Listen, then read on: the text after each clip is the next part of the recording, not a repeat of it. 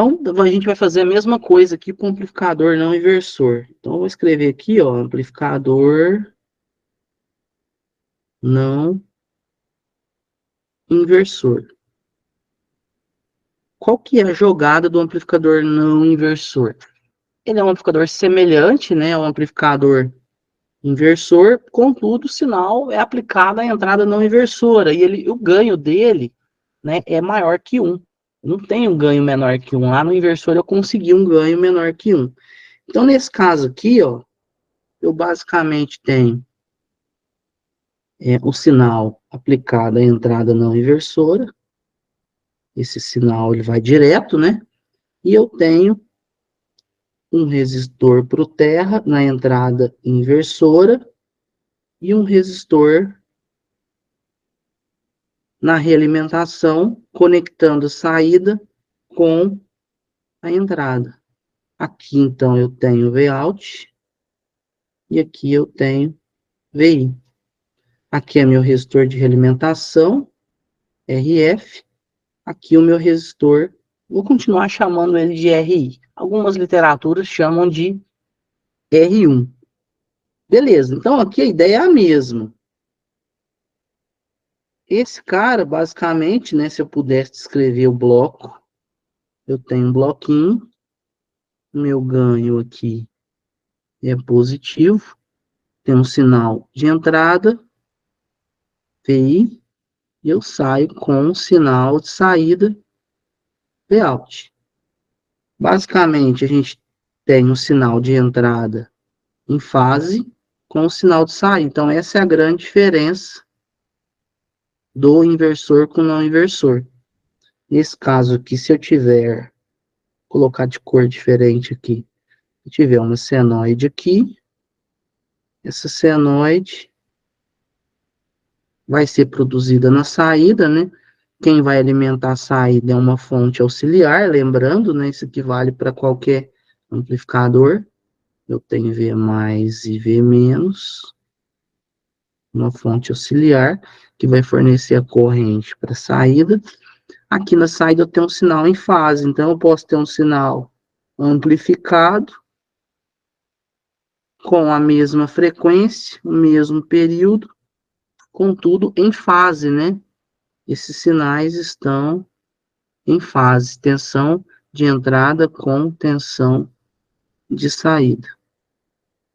E vale da mesma forma, né, que eu tinha comentado, para o amplificador inversor, frequência de entrada, nesse caso, é igual a frequência de saída, em condições normais, né, sem distorção. Porque o amplificador operacional, se ele tiver operando com uma taxa de variação muito alta, e isso exceder o slew rate, né, que a capacidade dele produzir o sinal de saída, né, em relação ao tempo, se você exceder o slew rate, ele vai distorcer o sinal. Né? Em condições normais, a frequência de entrada é igual à frequência de saída, então o período de entrada é igual ao período de saída do sinal. Eu basicamente aqui tenho corrente de entrada, que eu vou chamar de I. Aqui eu tenho uma corrente IF. E aqui eu tenho corrente I e RI, para ficar diferente. Beleza. Aqui, então, eu posso dizer que, vou chamar essa corrente aqui, ó, de I'. Então, eu posso dizer que a corrente I', vamos fazer melhor, a corrente F, vamos direto, a corrente F, pela lei de Kirchhoff das correntes, né, que tem um nó, ela é igual à corrente IRI mais a corrente II'. Mas o que é corrente II'? II', da mesma forma que a gente comentou anteriormente, vale zero. Por que ela vale zero? Porque a impedância de entrada do amplificador operacional ideal é infinito. Então, basicamente, a gente tem né, a impedância valendo zero. Aqui, da mesma forma, existe um curto-circuito, né, um curto virtual nas entradas. Isso é padrão, né? Aqui existe um curto entre esses dois pontos aqui, que é o curto-circuito virtual. Então, com essa informação, eu posso, né, reescrever aquela equação, dizer que o IF, que é a tensão no resistor de realimentação, é igual à corrente IRI. Eu vou eliminar esse termo aqui, ó, falar que ele é zero. Por que que eu vou falar que ele é zero? Porque a impedância de entrada é infinita. Beleza. Agora, eu vou considerar o curto-circuito virtual para encontrar os valores de tensão. É claro, lei de Ohm também. O que é o IF? O IF é a tensão do ponto onde a corrente entra, menos a tensão onde a corrente sai, dividido pelo resistor RF. Essa tensão aqui, ó, é Vout. Aqui, ó. Mas e essa tensão aqui? Essa tensão é a mesma tensão desse ponto. Bom, pelo curto-circuito virtual, esse ponto aqui, ó, é o próprio VI. Então, a tensão nesse ponto aqui, ó, vou puxar para cá, é VI, em função do curto-circuito virtual. Então, eu posso reescrever dizendo que o IF é onde a corrente entra, Vout, menos o outro ponto, que é esse, aonde a corrente sai, que é o VI, menos VI, dividido por RF, que é o resistor de realimentação. E o IRI, que é esse resistor aqui? A tensão onde a corrente entra, que é VI, que é a tensão de entrada, menos a tensão onde a corrente sai, ó, eu tenho ground, é o zero, menos zero, dividido por RI. Pronto, montei a equação.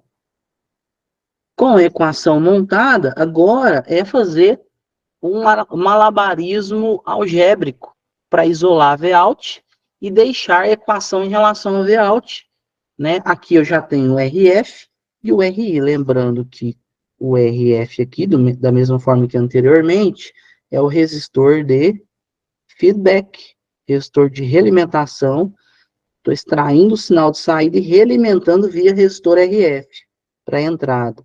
E o resistor RI é o resistor para o GND, né? O resistor da entrada inversora para o GND. Bom, que cria a relação, né, de proporção entre os dois elementos. Então, agora, trabalhando aqui na equação, eu posso basicamente separar, ó, eu vou separar esses termos. Aqui, na verdade, dá para fazer várias coisas, né? Eu posso simplesmente pegar esse termo, passar para lá, esse termo, passar para lá. É uma opção. Ou separar aqui, ó, Vout dividido por RF menos VI dividido por RF é igual a VI dividido por RI. Nesse ponto aqui, né, eu posso pegar o VI e jogar ele para lá. É uma possibilidade, né? Esse termo aqui, ó, que é menos, posso pegar e jogar ele para lá, né? Ou também, né, a gente tem a possibilidade de fazer as multiplicações. Se eu pegar o RF, ó, eu vou pegar primeiro talvez fique até mais fácil aqui para a gente ganhar tempo. O Vout, veja o que eu vou fazer. Eu vou pegar o VI e passar dividindo. E esse RF passar para lá. Vai ficar Vout menos VI. Esse VI aqui, ó, eu vou passar para lá dividindo. Ó, ele vem para cá. E esse RF aqui, eu vou passar para cá multiplicando RF dividido por RI. Aí agora eu posso separar Vout dividido por VI menos VI dividido por VI igual a RF dividido por RI. Esse termo aqui, ó, é zero. Desculpa, é 1, né? Na divisão, esse termo vale 1. Então, se esse termo vale 1, a gente continuar aqui, a gente vai ficar com Vout dividido por VI menos 1. Isso é igual ao RF, que já é o ganho, né? Assim, uma parte do ganho destacada. Pronto. Esse termo eu já posso passar ele para o outro lado, né? Vamos fazer o processo inverso aqui, ó. Vou fazer do lado de cá. Então, esse termo eu já posso passar para lá. Vai ficar Vout dividido por VI é igual a esse menos 1 passa para lá, fica mais 1. 1 mais RF dividido por RI. Esse VI eu passo para lá, ele está dividindo, né? Eu passo multiplicando. Então, vai ficar VI, tensão de entrada, vezes o ganho, que agora é maior que 1, né? RF dividido por RI. Eu poderia também escrever, né, de forma genérica, dizendo que o Vout é VI vezes um ganho. Nesse caso, agora, o ganho é maior que 1, porque eu tenho um amplificador não inversor, né? Então, aqui seria a equação genérica, e aqui, né, a equação final do amplificador operacional. Então, nesse caso aqui, esse termo, né, dentro do parênteses, é o ganho, né? Então, o ganho tem que ser maior que 1.